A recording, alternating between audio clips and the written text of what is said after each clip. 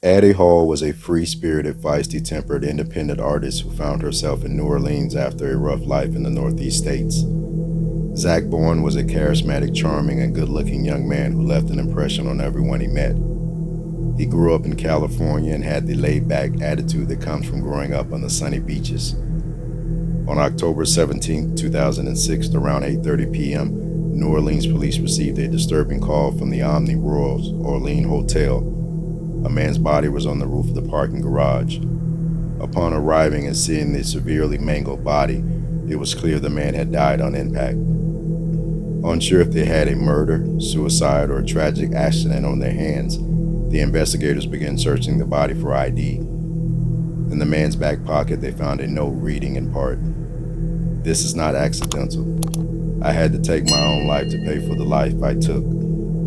If you send a patrol to 826 North Rampart, you'll find the dismembered corpse of my girlfriend, Addie, in the oven, on the stove, and in the fridge, along with full documentation on both of us and a full signed confession from myself, Zack Bowen." Police rushed to the address, a small apartment above the Voodoo Spiritual Temple. Once inside, they were confronted by something out of a horror movie.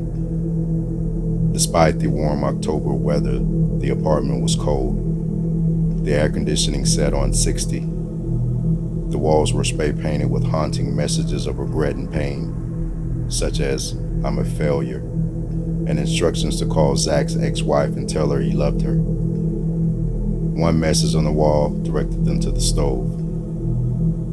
In a pot on one of the burners was a human head, burned beyond recognition. In another pot were hands and feet. Inside the oven, in a large roasting pan, were arms and legs, also burnt. Investigators noticed that there appeared to be seasoning on the limbs, and on the counter next to the stove were cut up potatoes and carrots. Inside the refrigerator, in a large plastic bag, they found the torso. But as horrifying as these discoveries were, police would soon find even more disturbing evidence in Addie Hall's journal. In the 8-page confession letter Bowen wrote in Hall's journal, he described in graphic detail what happened next. "I killed her at 1 a.m. Thursday, October 5th, he wrote. "I very calmly strangled her. It was very quick. After killing her, he sexually violated her corpse several times before passing out next to it.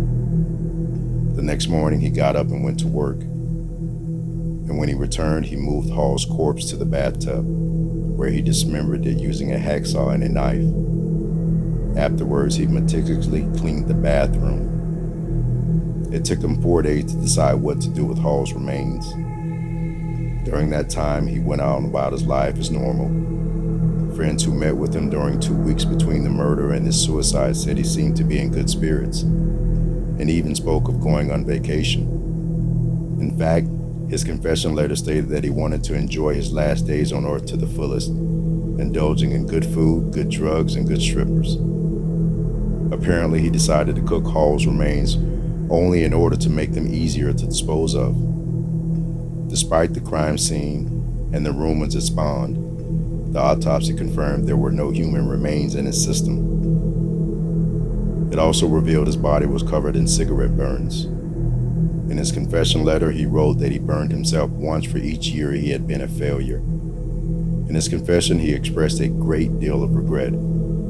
"I scared myself not only by the action of calmly strangling the woman I'd loved for over a year, but by my entire lack of remorse.